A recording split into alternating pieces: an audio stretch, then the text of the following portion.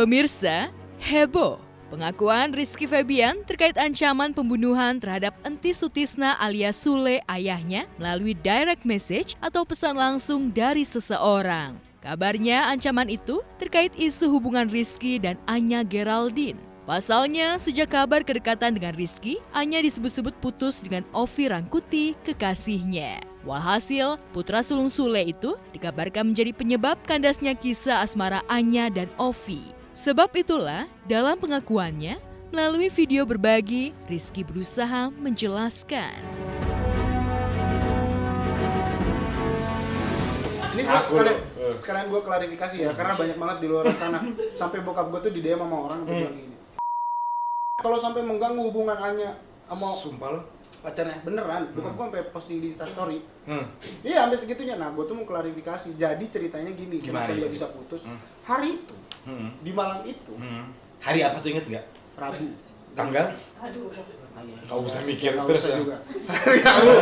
Hari Rabu malam. Dia di tempat perilisan liquidnya dia. Ada Ovi. Nih, dan gue tuh karena Ini Ovi bukan sih? Oh, bukan. Aduh, gak lucu lagi ya. Gue udah berusaha lo mikir tadi. Terus jadi apa Ovi? Ya. Sama lakinya ya? Yang pelawak itu Ovi Kumis.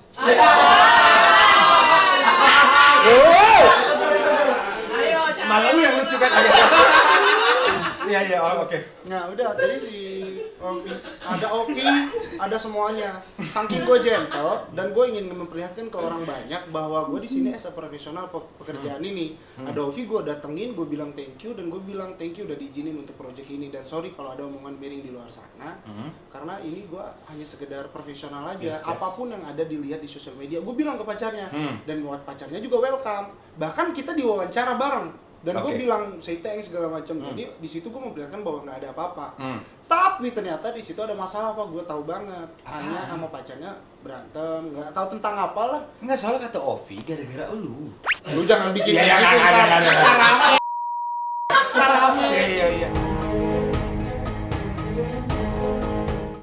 Selain soal ancaman itu, Rizky juga menolak anggapan warganet yang menyebut ia sebagai orang ketiga dalam kandasnya hubungan cinta Anya dan Ovi. Kepada publik, Rizky kembali menegaskan bahwa ia tak tahu tentang kisah asmara Anya dan Ovi yang tak bisa disatukan lagi.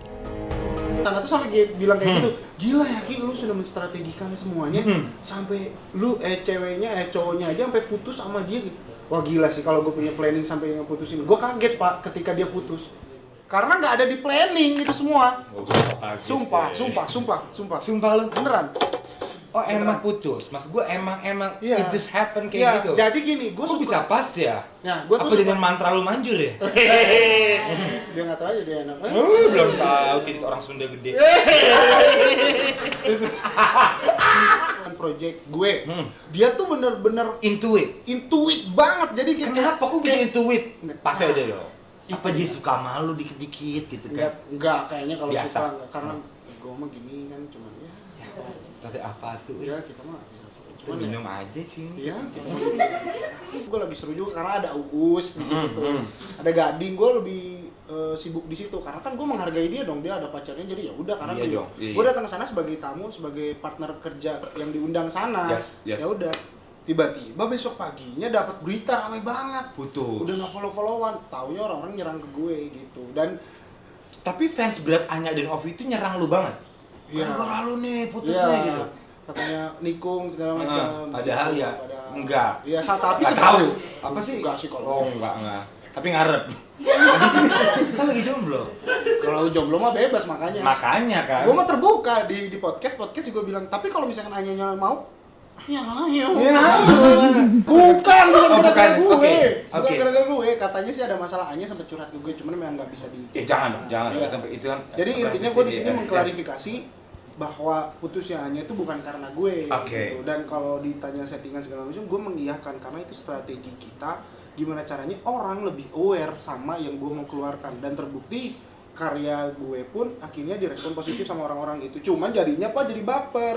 Ketika misalkan gue nggak lagi sama Anya, tiba-tiba banyak DM, kok nggak sama Anya hari ini, kok ini gitu Pak. Cuman di situ gue mengambil positifnya adalah ketika gue sudah dipandang seperti itu sama orang-orang dengan kondisinya gue sama Anya, berarti itu gue sukses memerankan peran gue di situ gitu.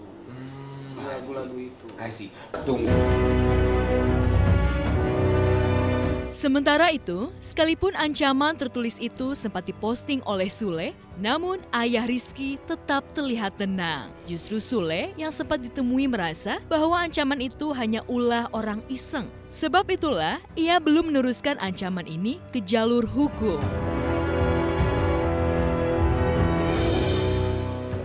Yang terlalu berlebihan, pasrahin aja yang sama yang Maha Kuasa. Orang perjalanan hidup mereka juga udah ada yang ngatur gitu. Apa yang kita tahu?